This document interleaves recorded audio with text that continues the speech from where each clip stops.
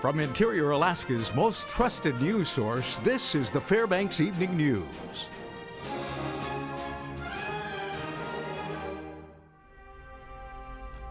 Good evening. Thank you for joining us. The Fairbanks North Star Borough Assembly gathered for their final regular meeting of the month last night. That's right, and Mike Fussell was there. He files this report.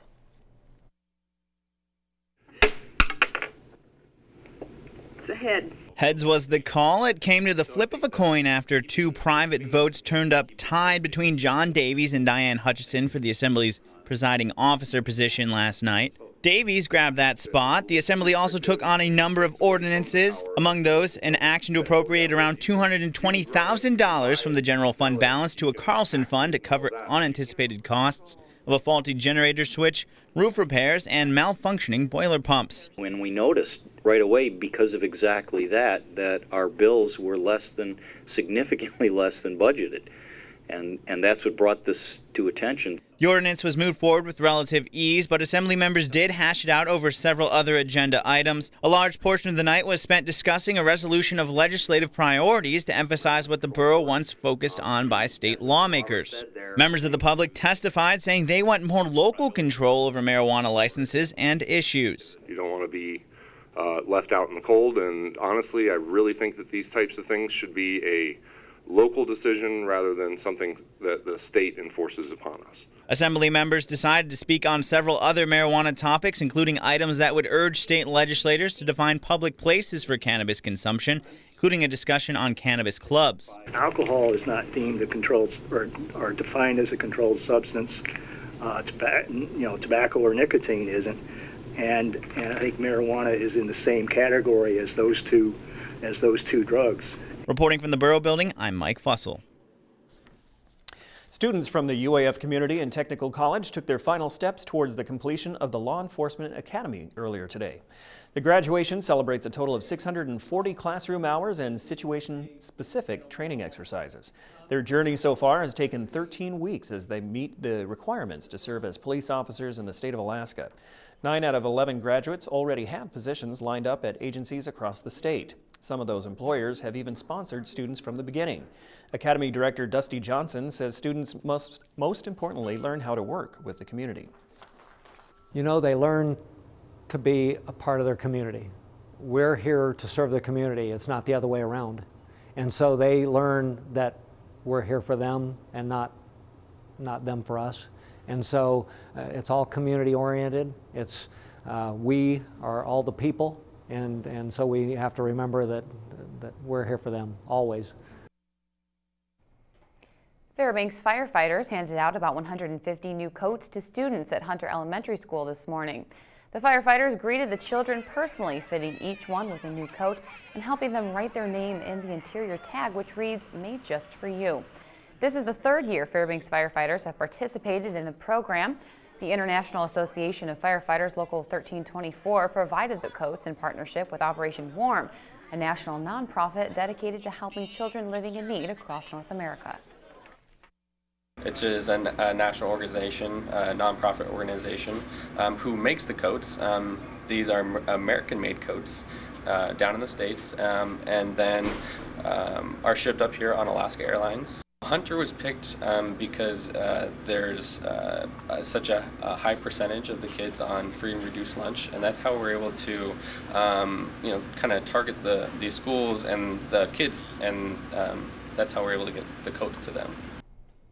When we come back, it will be another opportunity to find that special Christmas gift with a bazaar from Love Inc. Also, Monty Bowen will continue his series on the North Star Center and how they work to help people turn their lives around. Stay with us. Welcome back. The Northern Alaska Environmental Center is preparing its annual Night for the North celebration. The event combines entertainment and an auction of outdoor gear and other products that serves as the pro-environment organization's largest fundraiser. The group has been using the evening to help support their efforts since the 90s. It allows for unrestricted funding, which NAEC employees use to tackle local issues like air quality. Festivities begin this Saturday at 5:30 p.m. and will last until 9:30 at Raven Landing. Northern Alaska Environmental Center Executive Director Elizabeth Dabney says the group will also use proceeds from the event to begin focusing on new initiatives in the coming year. We have a new focus in our strategic plan this year, which is climate change. And it's always been an element of our program work, but it's a program in and of itself. And our featured artist, Clara Maish, and her, the print will be available for sale, and proceeds from that sale will go to taking veterans into the Arctic National Wildlife Refuge and to talk about protecting the refuge and a climate change conversation about Northern Alaska. The Create a Gift Bazaar will take place on Saturday at Monroe High School. For more than 20 years, Love Inc. has organized this unique Create Your Own Gift Bazaar.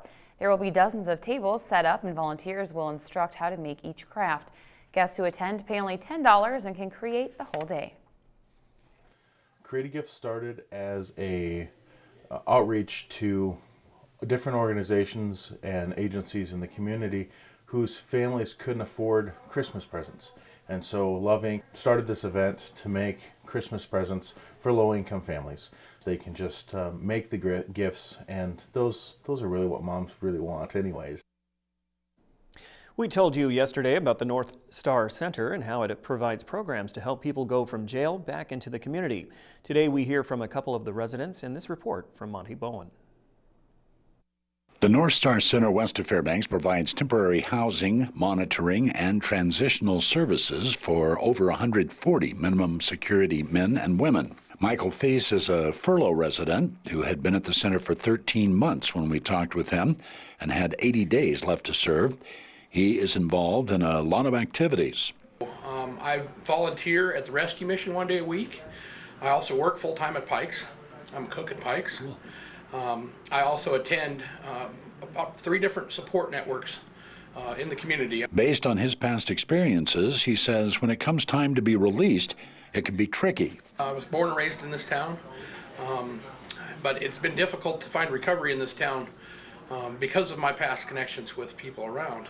It's his 3rd time at the center, but he says a lot of things have changed since the first time he was there. This facility has assisted me in developing a support network that holds me accountable to positive choices. Resident Rochelle Sweat has been in the center for over 5 months. The North Star Center is actually a step up for individuals, whether you're sentenced, unsentenced, or a third party, or you're trying to find stability and a foundation in bettering your life. Roger Schulte had spent 14 months at the center and was scheduled to be released within a few days of our talk with him. I've used the program with the assistance of Stacy Cross and the rest of the staff here. They've been real good to me. I made it real successful. He was able to prepare for his release, so there would be something to go to when he got out. I was able to save up a lot of money. I was able to get a place to live when I get out. I was able to go buy furniture because of Mr. Cross. He volunteered his time to help me go out and get furniture. So it really will work for you if you will let it work. This is Monty Bowen reporting. All right, Joe Cook is next with sports, and he has updates from the state volleyball tournament. Also, you'll see a special story on 2 fighters who have the chance to impress the UFC. All right, all that and more after the break.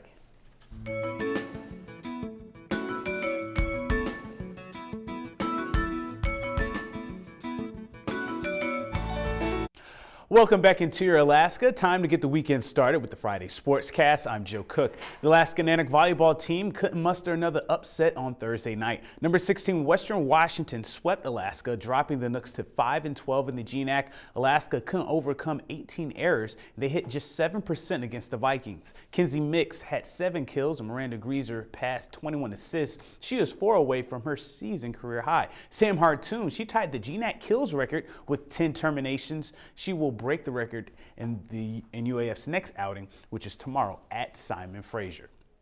The Monroe Rams may have found their rhythm down in Anchorage at the state tournament after avenging last year's state title game loss to Mount Edgecombe in the first round yesterday.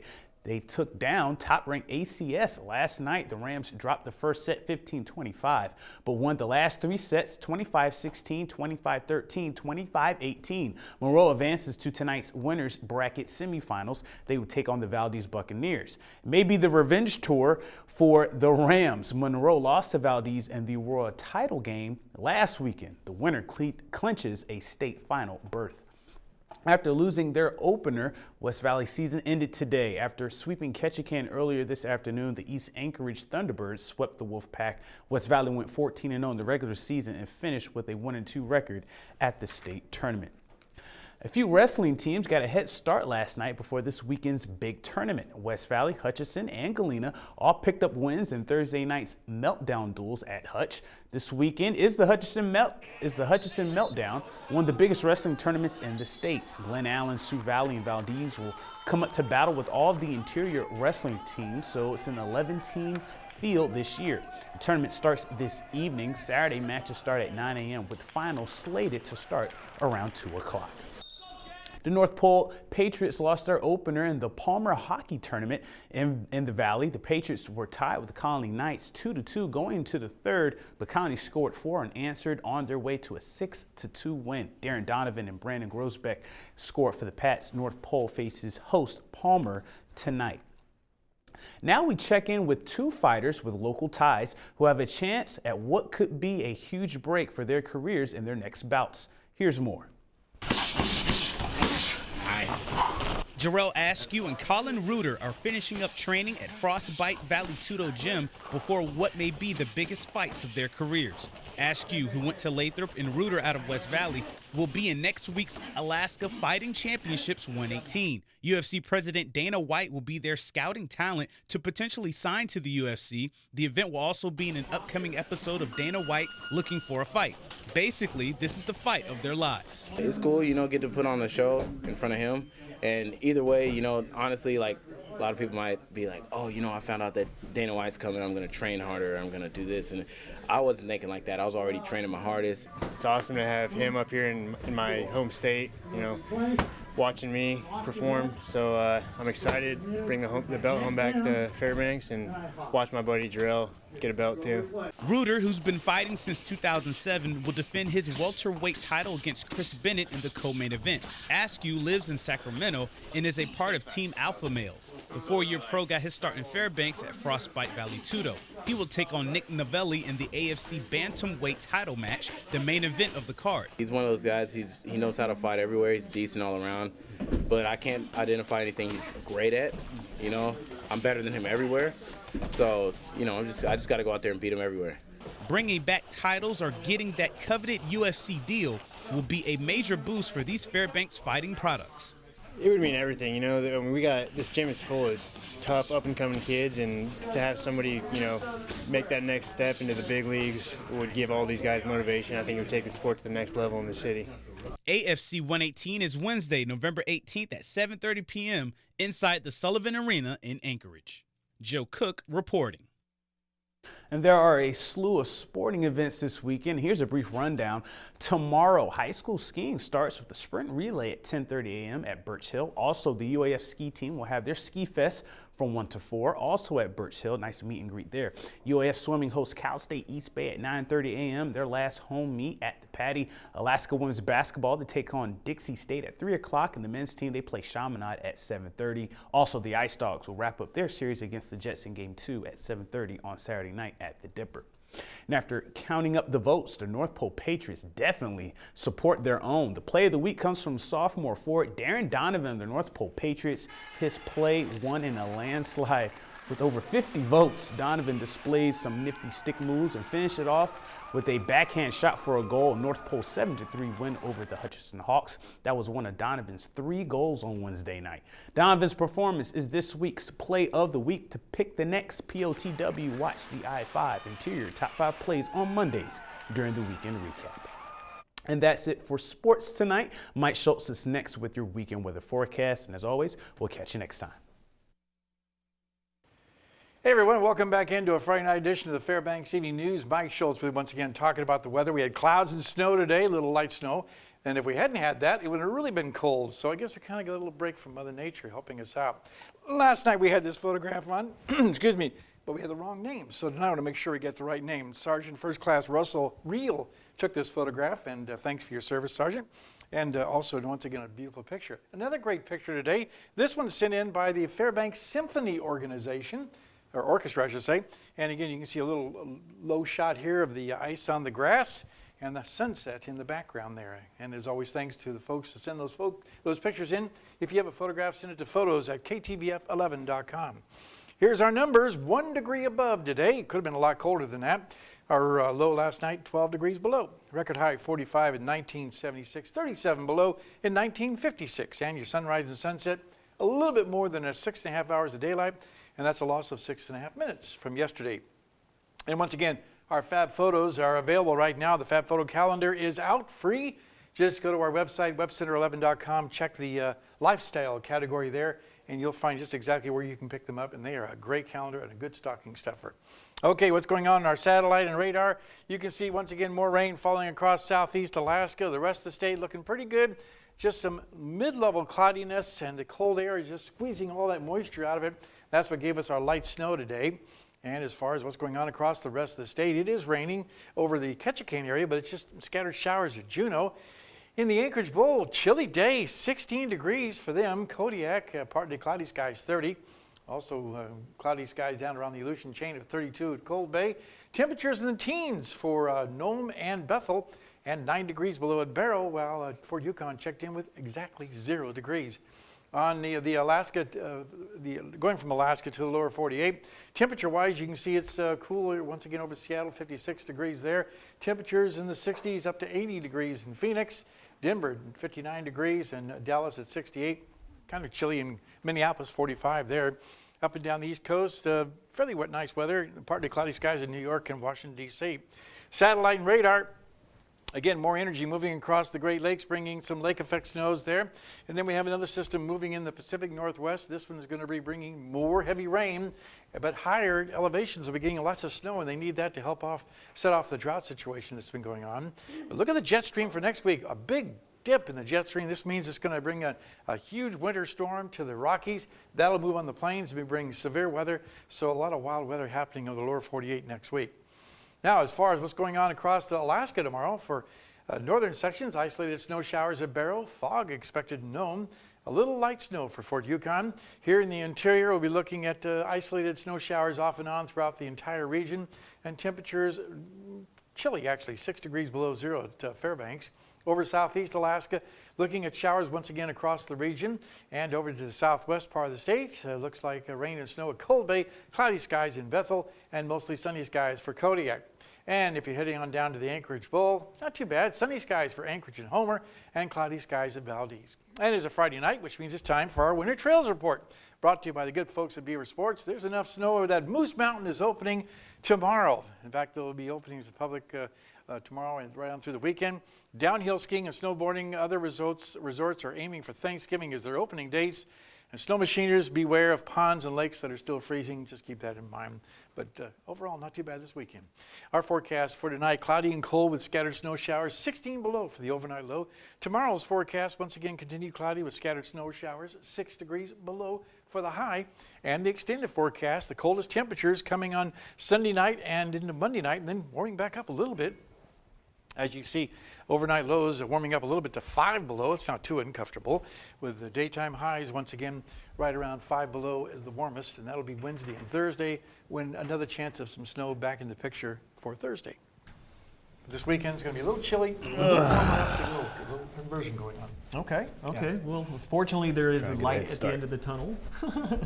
But you're growing all that facial hair to keep you warm. Yeah, I may keep this on through the winter, not just November. I don't know. I'm kind of attached to it. All right. Thank you, Mike. That will wrap up this edition of the Fairbanks Evening News. We are glad you could join us. Well, tonight on NBC Nightly News, in case you've not heard it, there was a horrible scene today in Paris, and we'll have more on the horrific massacre. That's coming up next with Lester Holt. And be sure to tune in tomorrow at 6 and 11 for the weekend newscast with Katie Looper and Sports with Mike Fussell. All right, from all of us here at the News Center, we hope you have a good weekend. Good night.